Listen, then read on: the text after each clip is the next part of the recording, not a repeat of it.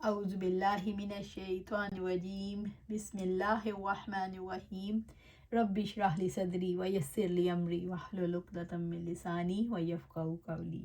ہم دیکھ رہے تھے عظیم دائی صلی اللہ علیہ وآلہ وسلم، اللہ سبحانہ تعالیٰ نے کیسے دعوت کا کام کیا اور کیسے تعلیم و تربیت دی۔ اگر ہم دیکھیں اجتماعی تزکیے کے حصول کے لیے جس دل کے اندر رب کی اتنی محبت پیدا ہو جاتی، اس کو اس مرکز کے تحت لے آتے، پھر یہ سارے لوگ اکٹھے رہتے۔ کیسے؟ دن بھر اکٹھے رہتے اور راتوں کو گھروں کو لوٹ جاتے، لیکن اگلے دن پھر اللہ کے رسول صلی اللہ علیہ وآلہ وسلم کے پاس آ جاتے، نئی وحی سنتے، اللہ تعالیٰ کے الفاظ سیکھتے، ان کو سمجھتے، ان کو آپس میں ڈسکس کرتے، جو ذمہ داریاں ڈیوٹیز اللہ کے رسول صلی اللہ علیہ وآلہ وسلم لگاتے ان کو ادا کرتے۔ ہم دیکھتے ہیں مکہ میں آپ صلی اللہ علیہ وسلم نے دعوت الحجر اور دار ارقم میں تعلیم دی۔ مسجد ابی بکر رضی اللہ تعالیٰ میں حضرت ابوبکر صدیق رضی اللہ تعالیٰ عنہ نے، اور بیت فاطمہ بنت خطاب رضی اللہ عنہ میں حضرت خباب بن ارت رضی اللہ تعالیٰ عنہ نے یہ سلسلہ جاری رکھا۔ کبھی کیجولی اس طرح کہ حج کے دنوں میں آپ صلی اللہ علیہ وسلم خیموں کے اندر جا کر تبلیغ کرتے تھے، اور کبھی مکہ سے باہر جا کر، جیسے طائف کے، جیسے مدینہ کے لوگ مکہ میں آئے، ان کو بھی آپ صلی اللہ علیہ وآلہ وسلم نے تعلیم دی۔ 13 برس تک آپ صلی اللہ علیہ وسلم نے یہ سلسلہ جاری رکھا، اور 13 برس بعد جب مدینہ پہنچے تو باقاعدہ تعلیمی سلسلے کا آغاز ہوا۔ ہم دیکھتے ہیں اس سلسلے کی پہلے سے کچھ کڑیاں موجود تھیں، جیسے مدرسہ اسد بن زرارہ، مسجد بنی زریق میں بھی مدرسہ قائم تھا۔ اس طرح مدرسہ قباء موجود تھا، گھر گھر مدارس موجود تھے۔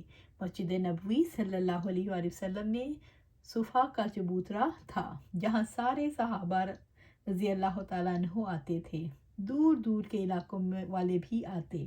سب کو پتہ تھا کہ اگر اللہ تعالیٰ کے قریب ہونا ہے تو اللہ کے رسول صلی اللہ علیہ وآلہ وسلم سے اللہ تعالیٰ کا کلام سیکھنا ہوگا، لہٰذا سب اپنے اپنے گھروں سے ہجرت کر کے آئے، اس مقصد کے لیے اکٹھے ہوئے، علم سیکھا اور علم سکھانے کے لیے اپنی اپنی جگہ مصروف ہو گئے۔ رسول اللہ صلی اللہ علیہ وسلم کے ساتھی برس ہا برس تک آپ صلی اللہ علیہ وسلم کے ساتھ رہے۔ آپ صلی اللہ علیہ وسلم نے سارے ساتھیوں کو قرآن سکھانے کے لیے ڈپیوٹ نہیں کیا، اس لیے کہ مرکزیت قائم رکھنا مطلوب تھی۔ آپ صلی اللہ علیہ وسلم اللہ تعالیٰ کے پیغام کو سناتے تھے، سکھاتے تھے، اور آپ صلی اللہ علیہ وسلم نے خواتین کے تعلیم کے لیے، بزرگوں کی تعلیم کے لیے، مقامی اور باہر کے بچوں کی تعلیم کے لیے علیحدہ علیحدہ انتظام کیا۔ آج دنیا نعرہ لگاتی ہے ایجوکیشن فار آل، دراصل یہ نعرہ محمد صلی اللہ علیہ وسلم سے مستعار لیا ہوا ہے کہ تعلیم سب کے لیے۔ آپ صلی اللہ علیہ وسلم نے فرمایا طلب العلم فریضۃ علی کل مسلم، علم حاصل کرنا ہر مسلمان پر فرض ہے، یہ ایک کا فریضہ ہے، خواہ مرد ہو یا عورتیں، بچے ہوں یا بوڑھے یا جوان۔ جیسے زندگی میں آپ باقی فرائض ادا کرتے ہیں، ایسے ہی علم کا حصول بھی فریضہ ہے۔ باقی علوم کا حاصل کرنا آپشنل ہے کہ اپنی صلاحیت کے مطابق چوز کر لیں، لیکن اللہ تعالیٰ کے دین کی تعلیم حاصل کرنا ہر ایک کے لیے فریضہ ہے۔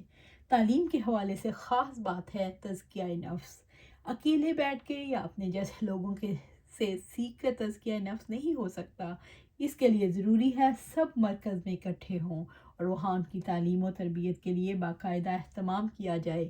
اس حوالے سے ہمیں محمد صلی اللہ علیہ وسلم کی ذات میں بہترین نمونہ نظر آتا ہے۔ آپ صلی اللہ علیہ وسلم نے کس طرح سب لوگوں کے لیے تعلیم و تزکیے کا انتظام کیا۔ آپ صلی اللہ علیہ وسلم ایک بہترین منتظم ہیں، اور اسلام دین اور دنیا کی دوئی کا تصور نہیں دیتا۔ اسلام دین اور دنیا کو ایک ہی قرار دیتا ہے۔ کیسے؟ کہ دنیا گزرگاہ ہے اور دین گزرنے کا راستہ بتاتا ہے کہ آپ نے گزرنا کیسے ہے، دین کیا ہے، انسٹرکشنز اور مینول، یعنی یہ مینول دیتا ہے، انسٹرکشن کا مینول ہے یعنی قرآن اور سنت اللہ کے حبیب صلی اللہ علیہ وآلہ وسلم کے کام اور ان کی سنت پر مبنی ہے۔ اس اعتبار سے ہم دیکھتے ہیں کہ رسول اللہ صلی اللہ علیہ وآلہ وسلم نے صرف یہ کہ تعلیم دی، نہ صرف تعلیم دی بلکہ آگے بڑھ کر پورے معاشرے کی کایا پلٹنے کے لیے معاشرتی زندگی کی اصلاح کی اور معاشی اصول دیے، خود اپنی معیشت سے ان کے لیے مثال سیٹ کی اور سیاسی نظام کی اصلاح کی، قانون دیا، ضابطے دیے۔ مدنی سوسائٹی میں صرف مدینہ کے لوگوں کے لیے نہیں، صرف عرب کے لوگوں کے لیے نہیں، پوری دنیا کے انسانوں کے لیے جس نے دعوت دینا تھی، اس نے باہر کے لوگوں کے لیے بھی کیسا انتظام کیا۔ آپ صلی اللہ علیہ وسلم کی ذات کو جب ہم دیکھتے ہیں تو عظیم منتظم کے روپ میں ہمیں مسائل کا حل نظر آتا ہے، اور ہمیں پتہ چلتا ہے کہ اسلام کا تصور کتنا وسیع ہے، کہ اسلام صرف حج کرنے کا، روزہ رکھنے کا، زکوٰۃ دینے کا، نمازیں پڑھنے کا نام نہیں ہے، بلکہ اسلام غالب ہونے کا نام ہے۔ اسی طرح ہم محمد صلی اللہ علیہ وسلم کی ذات کو دیکھتے ہیں تو جو نمایاں خصوصیت ہمیں نظر آتی ہے وہ آپ صلی اللہ علیہ وسلم کی ذات کے توسط سے اللہ تعالیٰ کے نام اور اللہ تعالیٰ کی تعلیمات کا بلند ہونا ہے۔ آپ صلی اللہ علیہ وسلم کی ذات سے اجالا پھیلا۔ رب العزت نے آپ صلی اللہ علیہ وسلم کو سراجم منیرہ یعنی روشن چراغ کہا۔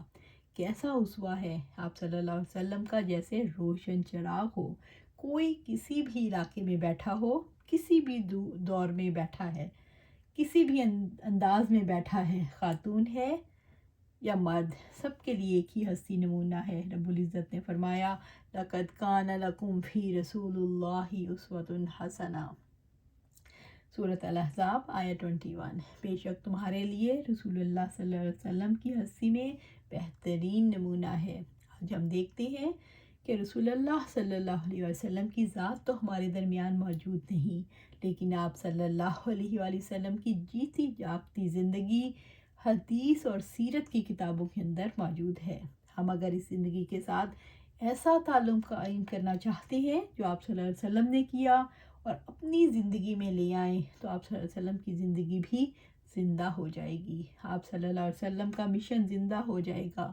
اور اسی طرح ہم دیکھتے ہیں کہ آپ صلی اللہ علیہ وسلم کا اسوہ تو ہمارے پاس ہے، اور کیسے ہمارے پاس پہنچا، لوگوں کی کیسی کاوشیں ہیں۔ میں ان کاوشوں کو اس وقت آپ کے سامنے رکھنا چاہتی ہوں کہ اللہ کے رسول صلی اللہ علیہ وسلم نے دعا کی صورت میں خوشخبری دی تھی، اللہ اس کے چہرے کو روشن کر دے جس نے میری حدیث کو سنا، اسے یاد رکھا اور دوسروں تک پہنچایا۔ سبحان اللہ، یہ ذمہ داری ہے۔ آپ صلی اللہ علیہ وسلم کی باتیں صرف سننے کی نہیں، سمجھنے کی بھی ہیں، عمل کرنے کی بھی ہیں اور دوسروں تک پہنچانے کی بھی ہیں، خود عمل کرنے کی اور دوسروں کی عملی زندگی میں لانے کی۔ اور اگر آپ اپنی جگہ بیٹھ کر یہ انقلاب لانا چاہیں تو جزوی طور پر تبدیلی تو آئے گی، لیکن یہ تبدیلی زیادہ عرصہ تک نہیں رہے گی، اس کے لیے اجتماعی زندگی ضروری ہے۔ محمد صلی اللہ علیہ وآلہ وسلم نے گھر کے اندر رہتے ہوئے اپنے گھر والوں کی اصلاح کی تھی، لیکن پوری سوسائٹی کے اندر انقلاب لانے کی بھی کوشش کی تھی۔ جب تک پوری سوسائٹی کا نقشہ نہ بدلے، چند افراد بھی اس پر قائم نہیں رہ سکتے۔ آپ صلی اللہ علیہ وسلم کی ذات کا یہ حق ہے، جب یہ ہمارا فریضہ ہے کہ ہم آپ صلی اللہ علیہ وسلم کے اسوہ کو نہ صرف اپنا لیں بلکہ دل میں بٹھا لیں، آپ صلی اللہ علیہ وسلم کی زندگی کو اس طرح اپنے ذہن میں بٹھا لیں کہ آپ صلی اللہ علیہ وسلم کی ایک ایک ادا، ایک نقشہ سے محبت کرنے لگیں، کیونکہ آپ صلی اللہ علیہ وسلم نے ہمیں ہمارے رب سے متعارف کرایا۔ اور پھر کیوں نہ ایسا کریں، اللہ تعالیٰ کے رسول صلی اللہ علیہ وآلہ وسلم نے خود بتایا ہے کہ یہی دین کا طریقہ ہے۔ حضرت انس رضی اللہ تعالیٰ عنہ سے روایت ہے، اللہ کے رسول صلی اللہ علیہ وآلہ وسلم نے ارشاد فرمایا، میں تم میں سے کوئی اس وقت تک ایمان والا نہیں ہو سکتا جب تک میں اسے، اس کے والدین، اس کی اولاد اور ساری دنیا کے انسانوں سے زیادہ محبوب نہ ہو جاؤں۔ ایک اور روایت میں ہے، حضرت انس سے مروی ہے کہ جس میں یہ الفاظ فرق ہیں، جب تک کہ میں اس کو اس کے مال سے بھی زیادہ عزیز نہ ہو جاؤں۔ ساری دنیا کی محبتیں جب تک اللہ تعالیٰ اور اس کے رسول کی محبت سے نیچے نہیں چلی جاتی، اس وقت تک کوئی ایمان والا نہیں ہو سکتا۔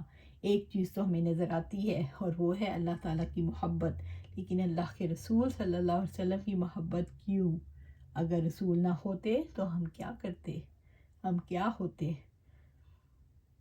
صرف عقل کے توسط سے ہمیں علم ہی نہ ہوتا، ہم اندھیروں میں ٹھوکریں کھاتے اور کوئی راستہ نہ دکھانے والا ہوتا۔ جو راستہ دکھائے وہ تو محسن ہے، اور وہ کتنا بڑا محسن ہے، جس نے راستہ دکھایا، جس نے ذہن کو تاریکیوں میں بھٹکنے سے بچایا، جس نے قلب کے اندر اللہ تعالیٰ کی یاد کو بٹھانا سکھایا، جس نے اللہ تعالیٰ کی محبت کو دل و دماغ میں بٹھانا سکھایا۔ اس ذات کے ہم پر کتنے احسانات ہیں۔